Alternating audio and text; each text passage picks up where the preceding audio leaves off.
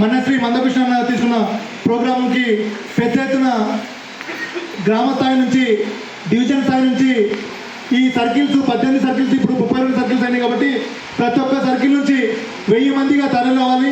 అది పెద్ద ఎత్తున మనం సాధించుకుంటేనే భవిష్యత్తులో రాజకీయ రిజర్వేషన్ సాధించుకోగలుగుతాం.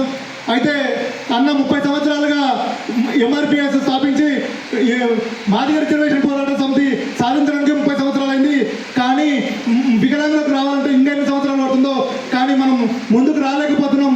ఆత్మగౌరవంతో బతకాలంటే సిగ్గు విడిచి మనం బతుకు పోరాటం కోసం ముందుకు రావాలి, పెద్ద ఎత్తున ఆలోచించాలి.